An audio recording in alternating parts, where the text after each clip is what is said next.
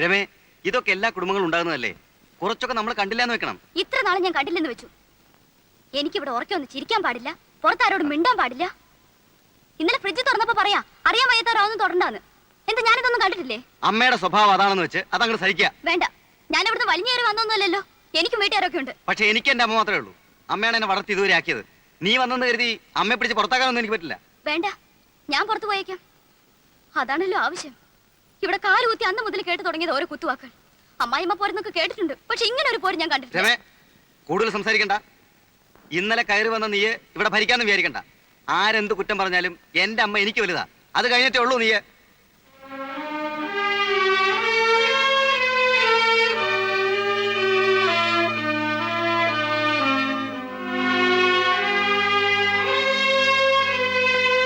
രാജാവ് പറഞ്ഞു, ധർമ്മിഷ്ഠൻ മുനിരാജാവിനാൽ ശപിക്കപ്പെട്ടതെന്തിന്?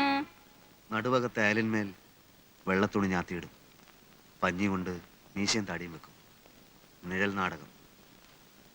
അമ്മയാണ് എന്നും കാഴ്ചക്കാരി. എനിക്കന്ന് 5 വയസ്സാ. ഇത്രയും കൂടി വലുതായപ്പോൾ കാലുവന്ത് വയലിലെ വെള്ളരിപ്പന്തലിലേക്ക് അരങ്ങ് മാറ്റി. വിഷമമാണ്. ഒരു സുപ്രഭാതത്തിൽ അഭിനയത്തോട് വിട പറയണമെന്നൊക്കെ പറഞ്ഞാൽ എനിക്കത് സാധിക്കില്ല. ഇത്രയും കാലം അഭിനയിച്ച ഏട്ടൻ എന്ത് നേടി? ഒന്നും നേടിയില്ല. നിങ്ങളുടെയൊക്കെ കാഴ്ചപ്പാടിൽ എന്റെ മനസ്സിന്റെ സംതൃപ്തിയാണ് എനിക്ക് വലുത്. നേട്ടോ അത് തന്നെ. ഭാവിയെ പറ്റി ഒന്നും ആലോചിക്കേണ്ടെന്നാണോ? ഞാൻ മുരളിയേട്ടനോട് പറയാം, എന്തെങ്കിലും ബിസിനസ് തുടങ്ങാനുള്ള സഹായം. അല്ലേ? എനിക്ക് സൗകര്യമില്ല. ഒരു നാടക നടന്റെ ഭാര്യയായിട്ടാണ് നീ വീട്ടിലേക്ക് വന്നത്. കൂടുതലൊന്നും ആഗ്രഹിക്കണ്ട, എന്നിൽ നിന്ന് പ്രതീക്ഷിക്കുകയും വേണ്ട.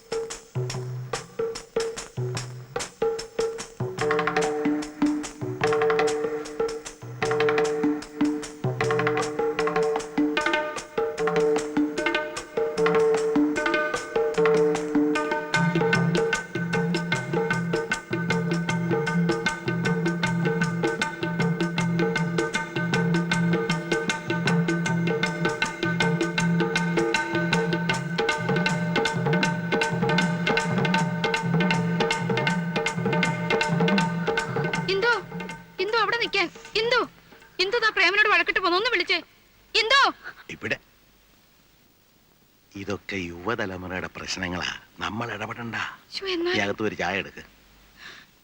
ചെല്ല്.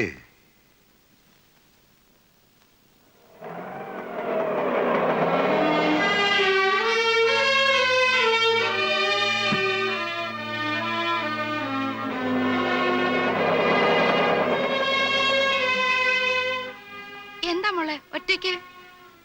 അങ്ങനെ തോറ്റു കൊടുക്കാനൊന്നും എന്നെ കിട്ടില്ല. ഞാനങ്ങോട്ട് വലിഞ്ഞേറി ചെന്നൊന്നല്ലോ. എന്നെ എന്റെ വീട്ടുകാരും കൊച്ചാക്കാനാ തള്ളയുടെ ഭാവം. അതിന് വേറെ ആളെ നോക്കണം. ഞാൻ പറഞ്ഞു ചോദിക്കാൻ പറയുന്നത് എനിക്കും ആളുണ്ട്, കയറി കിടക്കാൻ സ്ഥലമുണ്ടെന്ന്. അമ്മയ്ക്ക് മോനും വരച്ച വരയിൽ നിർത്താൻ എന്നെ പോലുള്ള പെമ്പിളേരെ ഇന്നത്തെ കാലത്ത് കിട്ടില്ല. ആരും അന്വേഷിച്ചു വന്നാ പറഞ്ഞേക്ക്.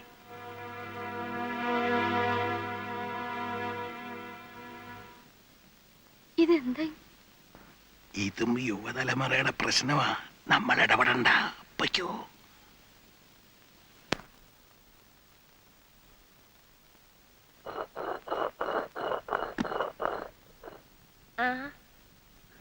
എന്താ മോളെ പെട്ടെന്ന് ഇങ്ങനെ? പ്രേമനോടെ?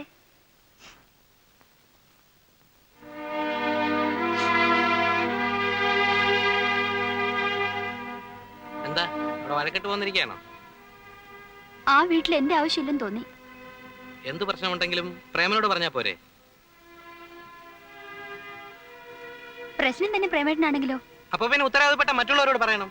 അതുകൊണ്ട് എങ്ങോട്ട് പോന്ന്? അയ്യോ, അതിന് ഇങ്ങോട്ടാണോ പോരേണ്ടത്? കല്യാണം കഴിഞ്ഞാൽ ഭർത്താവിന്റെ വീടാണ് പെൺകുട്ടികളുടെ വീട്. ഭർത്താവിന്റെ അച്ഛനും ഉമ്മയും കഴിഞ്ഞ് മറ്റുള്ളവർക്ക് സ്ഥാനമുള്ളൂ. എന്തെങ്കിലും ഉണ്ടെങ്കിൽ അവരോടാണ് പറയേണ്ടത്, അവരെയാണ് അനുസരിക്കേണ്ടത്. അപ്പൊ കല്യാണം കഴിച്ച് അയച്ചു കഴിഞ്ഞാൽ നിങ്ങളുടെ എല്ലാ കടമയും തീർന്നോ? തീർന്നു എന്ന് തന്നെ പറയേണ്ടി വരും. മുരളി, അമ്മ ഒന്നും പറയണ്ട. ഇവൾക്ക് മാത്രമല്ല പല പെൺകുട്ടികൾക്കുള്ള അസുഖമാണ്. എന്തെങ്കിലും നിസ്സാര കാര്യത്തിന് ഭർത്താവുമായി പിണങ്ങുക, ആ വീട്ടുകാരായിട്ട് വഴക്കുണ്ടാക്കുക, എന്നിട്ട് പെട്ടിയും തൂക്കി നേരെയും പോരുക. സ്വന്തം വീടും ആങ്ങളമാരും ഒക്കെ ഉണ്ടല്ലോ എന്നുള്ള അഹങ്കാരമാണ്. അതിന് വളം വെച്ചു കൊടുത്താൽ പിന്നെ കൂടുതൽ ദുഃഖിക്കേണ്ടി വരും. എന്തോ പ്രശ്നങ്ങളില്ലാത്ത കുടുംബങ്ങളില്ല. കുറെയൊക്കെ അഡ്ജസ്റ്റ് ചെയ്യണം എല്ലാവരും. തൊട്ടതിനെ പിടിച്ചതിനൊക്കെ ഫീൽ ചെയ്യാൻ തുടങ്ങിയാൽ പിന്നെ അതിനെ നേരം ഉണ്ടാവും. എന്തൊക്കെ എന്നെ പറഞ്ഞെന്ന് അമ്മയ്ക്കറിയോ? അതൊന്നും അമ്മ അറിയേണ്ട കാര്യമല്ല. പ്രേമനെ അവന്റെ കുടുംബത്തിനെ ഞങ്ങൾ അറിയാത്തൊന്നും അല്ലല്ലോ. വെറുതെ ചീപ്പ് സെന്റിമെന്റ്സ് കളിച്ച് സമയം കളയാതെ എന്റെ മോള് പോവാൻ നോക്ക്. ചേട്ടൻ ഇത്രയ്ക്ക് സ്നേഹമില്ലാത്തവനാണെന്ന് ഞാൻ മനസ്സിലാക്കിയിരുന്നില്ല. ഇപ്പൊ മനസ്സിലായല്ലോ. നേരം കളയാതെ ചെല്ലേ. ഏതായാലും വന്ന നിലയ്ക്ക് മോൾ എന്തെങ്കിലും കഴിച്ചിട്ട് പോയാൽ മതി. അമ്മ അതിനൊക്കെ ഇനിയും നേരമുണ്ടല്ലോ. അവള് പോയാലും ഇടയ്ക്ക് പ്രേമനായിട്ട് ഇങ്ങോട്ട് വരികയൊക്കെ ചെയ്യും. വാ, ഞാൻ നിന്നെ വീട് വരെ കൊണ്ടാക്കാം. വാ. അങ്ങനെ എനിക്ക് വേണ്ടി ബുദ്ധിമുട്ടണമെന്നില്ല. ഇവിടം വരെ വന്ന എനിക്ക് തിരിച്ചു പോകാനുള്ള വഴിയും അറിയാം. മോളെ,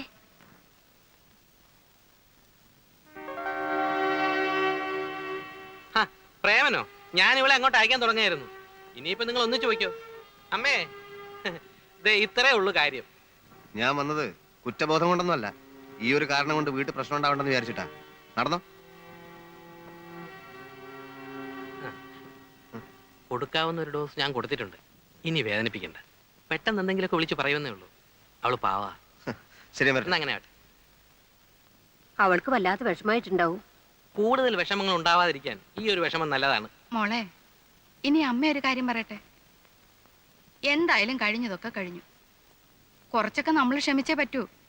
അവർക്കും വിഷമം തോന്നുന്നുണ്ടാവും. അതുകൊണ്ട് നാളെ രാവിലെ തന്നെ മോള് തിരിച്ചു പോണം. വേണമെങ്കിൽ അമ്മ കൊണ്ടുപോയി ആക്കാം. വേണ്ട വേണ്ട. പിന്നെ എനിക്ക് അവിടെ ഒരു വാക്കും മിണ്ടാൻ പറ്റില്ല. അവരെന്ത് പറഞ്ഞാലും ഞാൻ കേട്ടോളുന്ന അവരുടെ ധാരണ. അതൊന്ന് മാറട്ടെ. പ്രേമേട്ടൻ ഇന്ദുവിനെ വിളിച്ചോണ്ട് വന്നില്ലേ, അതുപോലെ ശിവൻചേട്ടൻ വരട്ടെ എന്നെ കൊണ്ടുപോവാൻ. പെൺകുട്ടികൾക്ക് ഇത്ര വാശി പാടില്ല. വേറെ ആരും അല്ലല്ലോ. നിന്റെ ഭർത്താവ് അവന്റെ അമ്മയല്ലേ? അമ്മേ, പണ്ടത്തെ അമ്മായിയമ്മ പോരൊക്കെ ഇന്നത്തെ പെൺകുട്ടികളുടെ അടുത്ത് കാണിച്ച് നടക്കുവോ? നിന്നെ പോലെ വാശി ശിവനും കാണുമല്ലോ. അവൻ വന്നില്ലെങ്കിലോ? വന്നില്ലെങ്കിൽ ഞാൻ ഇവിടെ തന്നെ താമസിക്കും. അതിനാരും പേടിക്കണ്ടല്ലോ.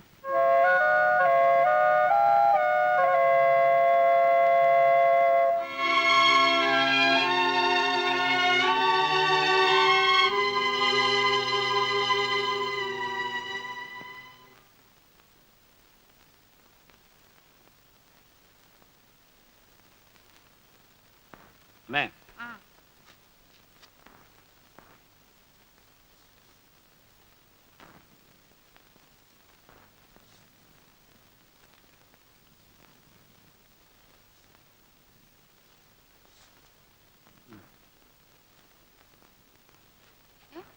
ഇത് 500 രൂപയല്ലേ ഉള്ളൂ? അതെ. എല്ലാ മാസം 1000 രൂപയല്ലേ നീ തരാറ്? അത് ഞങ്ങൾ രണ്ടുപേരുള്ളപ്പോഴല്ലേ. ഇപ്പൊ ഗീതയില്ലല്ലോ. നിന്റെ കാശും കൂടെ പ്രതീക്ഷിച്ചുകൊണ്ട് ഇവിടുത്തെ ചെലവൊക്കെ നടക്കുന്നതെന്ന് നിനക്കറിയില്ലേ ഉണ്ണിയെ? അറിയാം. അതുകൊണ്ടാണല്ലോ എന്റെ ചില 500 രൂപ തന്നത്. ഇങ്ങനൊക്കെ കണക്ക് പറയാൻ പാടുണ്ടോ? ഈ നിലയ്ക്ക് നിന്നെ 10 മാസം ചുമന്നതിന് ഞാൻ കണക്ക് പറയണമല്ലോ. ഓ, ജീവിതത്തിൽ ആദ്യമായിട്ട് എന്റെ ഭാര്യ ബുദ്ധിയോടെ ഒരു കാര്യം പറഞ്ഞു. ആ, അല്ല, നിന്റെ ഈ എണ്ണിപ്പെറുക്കിയുള്ള കണക്ക് പറച്ചിൽ കേട്ട് ഇവക്ക് എങ്ങനെങ്കിലും പറയാൻ തോന്നിയല്ലോ. കളിയാക്ക. ഏയ്, ഇന്നല്ലെങ്കിൽ നാളെ മാനേരാൻ പോകുന്ന നിന്നെ ഞാൻ കളിയാക്കൂ. ആലോചിക്കാതെ ഞാൻ ഒന്നും ചെയ്തിട്ടില്ല. ഈ വീട്ടിൽ വേണ്ടാത്ത ചെലവുകളൊക്കെ കൂടിക്കൊണ്ടിരിക്കുക. കരുതിയിരുന്നില്ലെങ്കിലേ അവസാനം കഷ്ടപ്പെടാൻ ഞാൻ മാത്രമേ ഉണ്ടാവും. പഴയ പോലൊന്നുമല്ല. ഇപ്പൊ എനിക്കൊരു കുടുംബമുണ്ട്, ഒരു കുട്ടി ഉണ്ടാവാൻ പോകുന്നു. അതെന്താ മനസ്സിലാക്കാത്തേ? പറയുന്ന കേട്ടാത്തൊന്നും നിനക്ക് മാത്രമേ കുട്ടികളും കുടുംബമൊക്കെ ഉള്ളെന്ന്. എടാ, നീ അടക്കം 4 പേരുടെ അച്ഛനാ ഞാൻ. വരുമാനം കുറവായിരുന്നപ്പോഴും അന്തസ്സായിട്ട് തന്നെ നിങ്ങളെയൊക്കെ ഞാൻ വളർത്തിയത്. ആ, അന്നച്ഛനെ ഞങ്ങളെ മാത്രം നോക്കിയാൽ മതി. ഇവിടെ ഇപ്പൊ അതാണോ സ്ഥിതി? ഇല്ലാത്ത കാശുണ്ടാക്കി ഒരുത്തിയെ കല്യാണം കഴിപ്പിച്ചയച്ചു. ആ ബാധ്യത സഹിക്കാം. ഒരു നിസ്സാര കാര്യത്തിന് വഴക്കുണ്ടാക്കി ദേണ്ട വന്നിരിക്കുന്നു. സൽക്കരിക്കാൻ നിങ്ങൾ കുറെ ആൾക്കാരും. എന്റെ കാര്യം ആലോചിച്ച് ആരും വിഷമിക്കണ്ട. ആർക്കും ഒരു ഭാരമായിട്ട് ഒരു നിമിഷം പോലും ഞാൻ ഇവിടെ നിൽക്കില്ല. അറിയാൻ വേണ്ടി നീ തന്റെ കാര്യമാണെന്ന് അറിയാം. എന്ത് ചെയ്യാനും നീ മടിക്കില്ല. ഉണ്ണി, നീ ഒന്നും മിണ്ടാണ്ടിരിക്കൂ. അപ്പുറത്തും ഇപ്പുറത്തൊക്കെ ആൾക്കാരുള്ളതാ. ഞാനൊന്നുറക്കെ സംസാരിച്ചാൽ നിങ്ങൾക്ക് കുറച്ചിലാണല്ലേ. ഇവിടെ വന്നു കയറി ഒരുത്തി പെട്ടിയും തൂക്കി ഈ പടി കടന്നാണല്ലോ പുറത്തേക്ക് പോയത്. അപ്പൊ നിങ്ങൾ കുറച്ചിലുണ്ടായില്ല. ഉണ്ണി, രമയെ പറ്റി നിനക്ക് പറയാം. അവള് നിന്റെ പെങ്ങളാ. പക്ഷെ നിന്റെ അനിയന്റെ ഭാര്യയെ കുറിച്ച് പറയാൻ നിനക്ക് അവകാശമില്ല. അതും അവനോട് ഇല്ലാത്തപ്പോ. ആ, അവൻ എന്നേക്കാൾ യോഗ്യനാണ്. 1800 രൂപ ശമ്പളം വാങ്ങിക്കുന്ന ഞാനോ മാസാമാസം 500 രൂപ തികച്ച് കയ്യിൽ വാങ്ങിക്കാത്ത പ്രേമനോ വലുത്? 1800 രൂപ ശമ്പളം വാങ്ങുന്ന നീ വീട്ടിലവന് 500 രൂപ തരുന്നു. അതും കണക്ക് പറഞ്ഞുകൊണ്ട്. മാസം 500 രൂപ തികച്ച് കൈ മേടിക്കാത്ത പ്രേമൻ കിട്ടുന്ന മുഴുവൻ തരുന്നു. രണ്ടും തമ്മിൽ വ്യത്യാസമുണ്ട് മോനെ. എന്റെ നോട്ടത്തിൽ അവൻ തന്നെയാണ് വലുത്. നിന്നെ ഞാൻ വളർത്തി പഠിപ്പിച്ച് ഈ നിലയിലാക്കിയത് എന്റെ തെറ്റ്. പഠിപ്പിച്ച് വലുതാക്കി കാര്യമൊന്നും പറയണ്ട. ഞാൻ കഷ്ടപ്പെട്ട് പഠിച്ചതുകൊണ്ട് ഡിഗ്രി എടുത്തു. ഉണ്ടല്ലോ 2 വേറെ. ഒരുത്തൻ നാടകം കളിച്ച് നടക്കുന്നു. ഇനി ഒരുത്തൻ 10ാം ക്ലാസ്സിൽ വർഷങ്ങളായിട്ട് കുത്തുന്നു. കടന്നോ? മതി, നിർത്ത്. നീ മിടുക്കൻ. നീ 1000-ന് വരെ 500 രൂപ അവൻ 10ാം ക്ലാസ് കിടക്കുവോ? പ്രേമന് വരുമാനം കൂടുവോ? പിണങ്ങി വന്ന് നിന്റെ പെങ്ങൾ തിരിച്ചു പോവോ? വേണ്ട, നിന്റെ സഹായം ഇല്ലെങ്കിൽ നിനക്കും കൂടെ ചോറ് തരാൻ നിന്നെ കൊണ്ട് കഴിയും. ഡേ, ആ രൂപ അങ്ങ് തിരിച്ചു കൊടുത്തേ. കൊടുക്കാൻ കൊണ്ടുപോ. ഇനി നിന്റെ ഒറ്റ പൈസ അവിടെ തന്നു പോരുത്.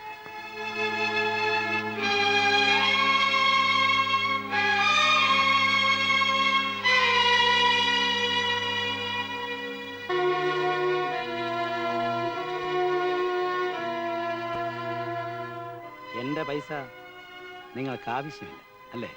ഇല്ല. എന്നാൽ ഇത് മാത്രം പോരാ, വേറെ ഒരുപാട് കാശ് ഞാൻ ഈ വീട്ടിലേക്ക് ചിലവാക്കിയിട്ടുണ്ട്. അതെല്ലാം എനിക്ക് കിട്ടണം.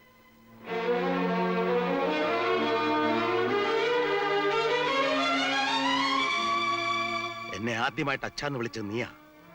ആദ്യത്തെ സന്താനം എന്ന് പറഞ്ഞ് നിന്നെ ഞാൻ ഒരുപാട് ലാളിച്ചിട്ടുണ്ട്. ഈ തോളിലിരുത്തിയ നിന്നെ സ്കൂളിൽ കൊണ്ടാക്കുകയും തിരിച്ചു കൊണ്ടുവന്നത്. ബുദ്ധിമുട്ടുകൾ അറിയിക്കാതെ നീ ആഗ്രഹിച്ച എന്തും വാങ്ങി തന്ന് നിന്നെ വളർത്തി വലുതാക്കിയ ഞാനാടാ. എനിക്കൊന്നും അറിയണ്ട. ബികോം ഡിഗ്രി ആയിട്ട് അലഞ്ഞു നടക്കുമ്പോൾ നിനക്കൊരു ജോലി വാങ്ങി തരാൻ വേണ്ടി ഞാൻ മുട്ടാത്ത വാതിലുകളില്ല. എത്ര പേരുടെ കൈയും കാലും പിടിച്ചാണ് നിനക്ക് ഈ ജോലി വാങ്ങി തന്നെ അറിയാവൂടാ. എനിക്കൊന്നും അറിയണ്ടെന്ന് പറഞ്ഞില്ലേ? നിനക്കൊന്നും അറിയണ്ടല്ലേടാ. വേണ്ട. എങ്കിൽ ഇങ്ങനെ ഒരു മകനെ എനിക്ക് ആവശ്യമില്ല. ഇറങ്ങിപ്പോടാ നിന്ന്.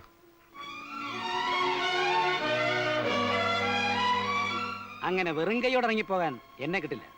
പുന്നാരമ്മയുടെ കല്യാണത്തിന് എന്റെ പ്രോബ്ലം ഫണ്ടിൽ 25,000 രൂപ എടുത്തു കൊടുത്തത്. ആ രൂപ തിരിച്ചു കിട്ടണം. അത് തന്നാ നീ ഇവിടെ നിന്ന് ഇറങ്ങിപ്പോവോ?